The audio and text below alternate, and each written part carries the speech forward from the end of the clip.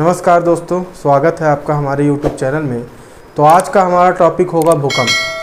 हम आज समझेंगे कि भूकंप किस प्रकार आता है और इस टॉपिक से किस प्रकार के क्वेश्चन आपकी परीक्षाओं में पूछे जाते हैं, चाहे वो ऑब्जेक्टिव टाइप परीक्षा हो या कोई लिखित परीक्षा हो, उसमें किस प्रकार के प्रश्न पूछे जाते हैं। तो इसके बारे में भी हम चर्चा करेंगे। और उसके पहले मैं कहना चाहूँगा कि अगर आप इस चैनल पर नए हो तो चैनल को सब्सक्राइब ज़रूर करिएगा और वीडियो को अंत तक ज़रूर देखिए, जिससे आपको इस टॉपिक से कोई भी डाउट नहीं बचे। अगर कोई भी डाउट बचता है तो हमें कमेंट के माध्यम से ज़रूर बताइए। तो चलिए टॉपिक को स्टार्ट करते हैं। तो भूकंप क्या होता है, सबसे पहला क्वेश्चन ये होता है। तो पृथ्वी के अंतर्जात और बहिर्जात बलों के कारण ऊर्जा का क्या होता है, निष्कासन होता है। इन्हीं ऊर्जा के निष्कासन के कारण क्या होती है, पृथ्वी पर तरंगों की उत्पत्ति होती है। यही तरंगें पृथ्वी पर फैलकर कंपन पैदा करती हैं, जिसे हम क्या कहते हैं, भूकंप कहते हैं। क्या कहते हैं, भूकंप कहते हैं। ठीक, मान लीजिए पृथ्वी का धरातल है, जहाँ से पृथ्वी के अंदर से जहाँ से आपकी जो तरंगों की उत्पत्ति होती है उसे भूकंप का उद्गम केंद्र कहते हैं। क्या कहते हैं, भूकंप का उद्गम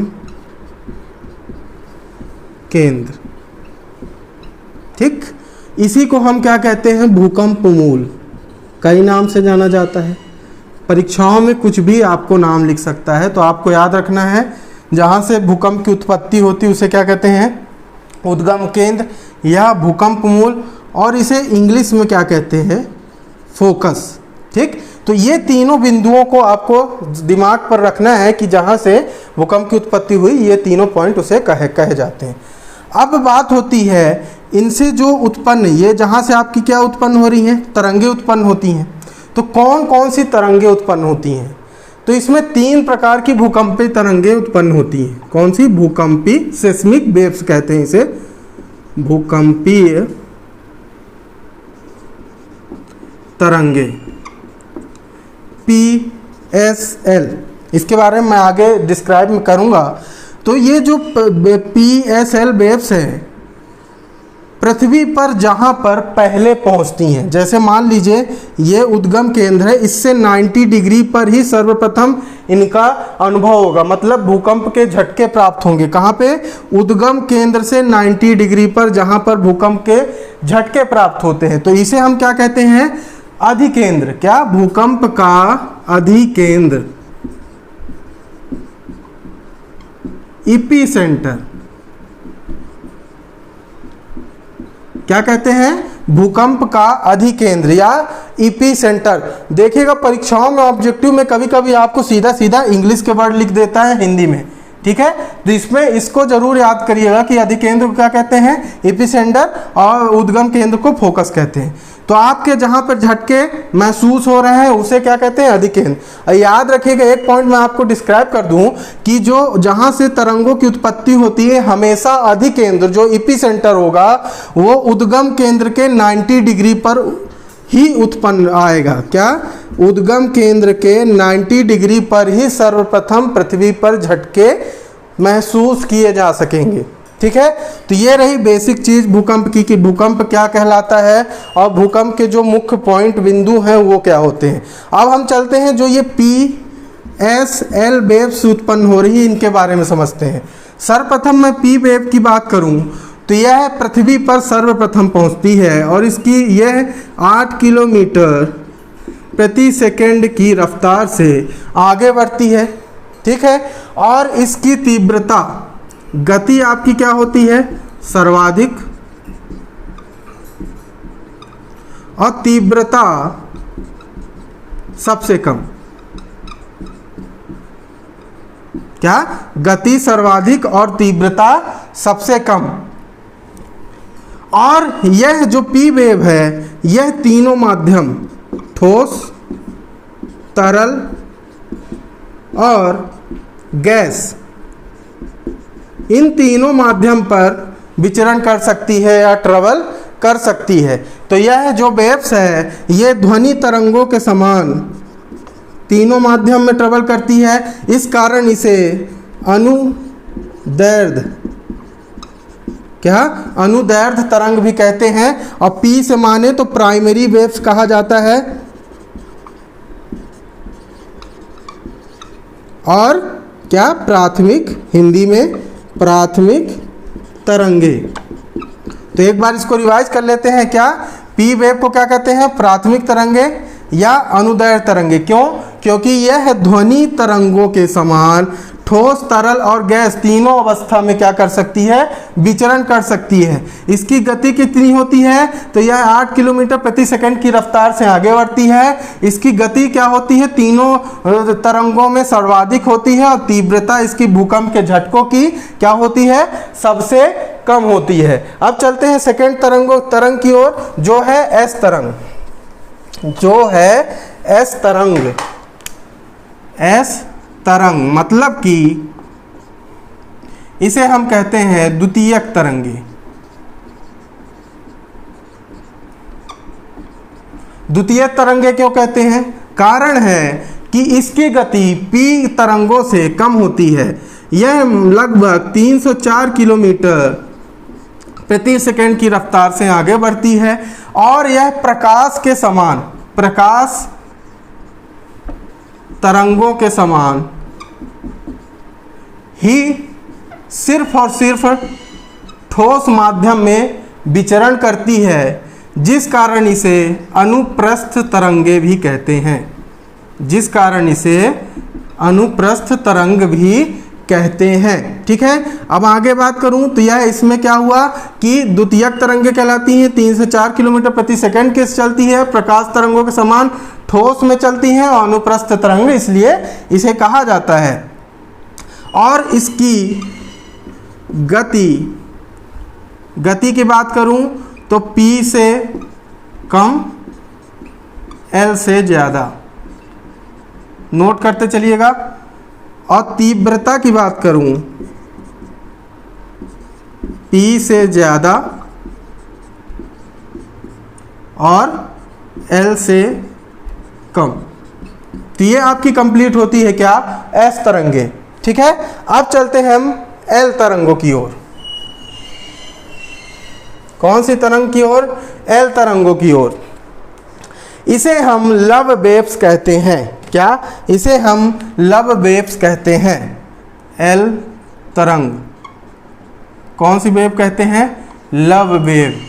क्यों कहते हैं, इसका नाम एडवर्ड हव लव वैज्ञानिक के नाम पर रखा गया है। किसके नाम पर रखा गया है, इसकी खोज मतलब कि एडवर्ड हव लव ने की थी, जिस कारण एल तरंगों के नाम लव वेव्स रखा गया है। इसकी तीव्रता या इसकी गति तीनों तरंगों में सबसे कम होती है, और इसकी तीव्रता का मतलब भूकंप की तीव्रता सबसे विनाशकारी और सर्वाधिक होती है, सबसे विनाशकारी सर्वाधिक। अर्थात आप इन पॉइंटों से समझ पा रहे होंगे कि जो PSL जो तरंगे होती हैं, जो सर्वप्रथम तरंग पहुंचती है उससे कम तीव्रता के झटके महसूस होते हैं पृथ्वी पर, और जो S तरंगे होती हैं P से कुछ मात्रा पे अधिक तीव्रता के झटके महसूस होते हैं, और जो L तरंग होती है ये सर्वाधिक विनाशकारी होती है। जैसे मैं आपको कुछ याद दिलाऊं, जैसे काठमांडू पर जब भूकंप आया था, नेपाल के काठमांडू पर, तो वहाँ के घर क्या हुए थे, धराशायी हुए थे। क्यों? क्योंकि वहाँ पर L वेव्स के कारण इतना विनाश फैलाया गया था और सर्वाधिक तीव्रता के भूकंप के झटके महसूस किए गए थे। ठीक है, अब हम चलते हैं भूकंप के मापन की ओर। किसकी ओर? भूकंप के मापन की ओर। तो मापन में मैं बात करूं तो अच्छा, एक पॉइंट मैं भूल गया हूं तो उसको मैं भी बता देता हूं। जब भी पृथ्वी पर भूकंप आता है तो रेडॉन गैस, वायुमंडल में रेडॉन गैस की मात्रा बढ़ जाती है। ये भूकंप पहचानने के तरीके, अगर रेडॉन गैस की मात्रा उस एरिया में क्या है, वायुमंडल में बढ़ रही है, मतलब वहां पर भूकंप आने वाला है। ठीक है, मात्रा बढ़ जाती है। ठीक, चलिए अब आगे बढ़ते हैं मापन की ओर। तो भूकंप के अध्ययन को सिस्मोग्राफ कहते हैं। क्या? माफ करिएगा, सिस्मोलॉजी कहते हैं। भूकंप के अध्ययन को सिस्मोलॉजी कहते हैं। और भूकंप के मापन की प्रक्रिया को क्या कहते हैं? किससे मापा जाता है? तो सिस्मोग्राफ से। किससे? सिस्मोग्राफ से। इसके अंतर्गत हम दो स्केलों का उपयोग करते हैं। जो पहली स्केल है रिक्टर स्केल। क्या? Richter scale. और दूसरी स्केल है मर्केरी स्केल। समझते चलिएगा। तो यह जो रिक्टर स्केल है इसकी खोज चार्ल्स रिक्टर ने की थी। चार्ल्स रिक्टर ने की थी। और मर्केरी स्केल की जी मर्केरी नामक वैज्ञानिक ने की थी खोज। कुछ बिंदु और बता देता हूं। जैसे रिक्टर स्केल में मापन 1 से 10 अंक गणती में लिखा होता है, जबकि मर्केरी स्केल में 1 से 12 तक का अंक गणती रूप में मापन दिया होता है। और रिक्टर स्केल को हम ये फिक्स्ड स्केल नहीं कहे जाती है, इसे हम इसके मापन को बढ़ा भी सकते हैं। जबकि जो मर्केरी स्केल है फिक्स्ड स्केल है, हम सिर्फ 12 तीव्रता तक के भूकंप को ही मर्केरी स्केल में मापन कर सकते हैं, जबकि रिक्टर स्केल का कोई निश्चित सीमा तय नहीं की गई है। अगर कुछ ज़्यादा तीव्रता का भी भूकंप आता है तो हम रिक्टर स्केल से मापन कर सकते हैं। और सर्वाधिक उपयोग में रिक्टर स्केल को ही भूकंप मापन में लिया जाता है। ठीक है। अब मैं बात करूं तो किसके भूकंप उत्पत्ति के कारण में, तो सबसे पहला होता है प्राकृतिक कारण। प्राकृतिक कारण में आता है सर्वप्रथम पॉइंट भ्रंश। तो भ्रंश के कारण भी जो भ्रंश बनते हैं पृथ्वी पर, जैसे मैं बात करूं अफ्रीका महाद्वीप में जो भ्रंश की नील नदी के किनारे किनारे जो भ्रंश है वो किसमें क्षेत्र पे आता है? भूकंप क्षेत्र के अंतर्गत आता है। क्यों? क्योंकि भ्रंश है, गहराई है, कटाव हो रहा है, प्लेटें खसकती हैं। प्लेटों की बात आई है तो अगर आपने प्लेटों का चैप्टर नहीं देखा है तो हमारे उसमें प्लेलिस्ट में जाके देख सकते हैं, उसमें मैं समझा देता हूँ। तो जो समांतर गति की प्लेटें होती हैं, क्या समांतर गति की प्लेटें होती हैं, इन्हीं प्लेटों के कारण क्या उत्पन्न होता है? भूकंप की उत्पत्ति होती है। ये जब प्लेटें क्या करती हैं? आपस में घर्षण करती हैं, तो इन्हीं के कारण क्या होता है? भूकंप उत्पन्न होता है या भ्रंश की स्थिति पैदा होती है। ठीक है। कुछ और पॉइंट बताऊं तो दूसरा पॉइंट है प्राकृतिक में ज्वालामुखी। ज्वालामुखी का निर्माण किस प्रकार होता है ये भी आपको पढ़ा चुका हूं प्लेटों में, कि दो प्लेटें जब अपोजिट दिशा में अभिसारी गति करती हैं, अपसारी गति करती हैं, तो क्या होता है? यहाँ पे ज्वालामुखी का निर्माण होता है। ये यहाँ पे दरार उत्पन्न होती है और ज्वालामुखी लावा, उसका जो मैग्मा अंदर होता है वो बाहर निकल के लावा के रूप में आ जाता है। तो ज्वालामुखी के कारण भी पृथ्वी पर क्या होता है? कंपन उत्पन्न होता है, जिस कारण उसे भूकंप की ही स्थिति मानी जाती है। थर्ड पॉइंट कहूँ तो प्लेट विवर्तनिकी। प्लेट विवर्तनिकी, तो जो प्लेट विवर्तनिकी मैंने बताया है उसमें मैं सर्वाधिक शब्द उपयोग किया हूँ भूकंप। क्यों? क्योंकि जब भी प्लेटें खसकेंगी आपकी, क्योंकि आपकी जो पूरी पृथ्वी है, जो भी आपके महाद्वीप हैं, वो किस पर स्थित हैं? प्लेटों पर स्थित है। अगर प्लेट आपकी मूव करेगी, गति करेगी, तो क्या होगा? पृथ्वी पर कंपन पैदा होगा। कंपन पैदा होता है, जो भी पृथ्वी पर कंपन हो रहा है वो किसका कारण है? वो भूकंप है। तो प्लेट विवर्तन की भी एक प्राकृतिक कारण है जिसके कारण भूकंप की उत्पत्ति होती है। अगले बात करूं मैं तो एक पॉइंट और मैं बता देता हूं कि गैसों का फैलाव। क्या? गैसों का फैलाव। जैसे मैंने बताया रेडॉन गैस की मात्रा बढ़ती है, तो ये भी क्या आता है? प्राकृतिक कारण में। अब मानवीय कारण, ये तो आपके क्या हो रहे हैं? प्राकृतिक कारण हो रहे हैं भूकंप उत्पत्ति के। अगर मैं मानवीय कारण की बात करूं तो पुलों का निर्माण, ठीक है, आपके डैम का निर्माण, जो डैम बनाए जाते हैं उसके कारण भी आपकी भूकंप का होता है। माइनिंग करना, धरती पे आप खोद के जो अंदर माइनिंग कर रहे हैं, अंडरग्राउंड माइनिंग कर रहे हैं, और उसके कारण भी तो आपके कंपन पैदा होगा, उससे भी क्या होता है? भूकंप की स्थिति पैदा होती है। तो मानवीय कारण बेसिक है, उसमें ज़्यादा से क्वेश्चन नहीं बनते, मगर आपके प्राकृतिक कारण से क्वेश्चन पूछे जा सकते हैं। तो ये कारण याद रखना है, दो प्रकार के होते हैं, मानवीय कारण, प्राकृतिक कारण। ठीक है, अब चलते हैं हम भूकंप क्षेत्र या पेटी की ओर। तो इसमें मुख्यतः 3 पेटी पाई जाती हैं। कितनी? 3 पेटी पाई जाती हैं, जिसमें पहली है परिप्रशांत भूकंपीय पेटी। ठीक है, हेडिंग डाल लीजिएगा, भूकंपीय पेटी। इसमें पहली पेटी है परिप्रशांत महासागरीय पेटी, परिप्रशांत महासागरीय पेटी। तो याद रखिएगा, ये जो परिप्रशांत महासागरीय पेटी है, इसमें विश्व का 63% भूकंप यहीं आता है। कितना? विश्व का 63% भूकंप यहीं आता है, और इसकी तीव्रता सर्वाधिक कम होती है दूसरे पेटियों की अपेक्षा। इसकी तीव्रता क्या होती है? कम होती है। कभी कभार का छोड़ दीजिए, कभी कभी आपकी तीव्रता में आ सकते हैं, मगर इसकी तीव्रता क्या होती है औरों के, और दूसरी जो पेटियां हैं मुख्यतः उनसे उनकी अपेक्षा क्या होती है? कम होती है। तो ये पॉइंट आपको याद रखना है कि परिप्रशांत महासागरीय पेटी में 63% भूकंप आते हैं और इनकी तीव्रता कम होती है। दूसरी पेटी की बात करूं तो दूसरी पेटी होती है मध्य महाद्वीपीय पेटी। जो आपके महाद्वीप पाए जाते हैं उनके पूरे मध्य में है। मैं आपको अगर कोशिश करूंगा स्क्रीन में डायग्राम दिखाने की, मध्य महाद्वीपीय पेटी।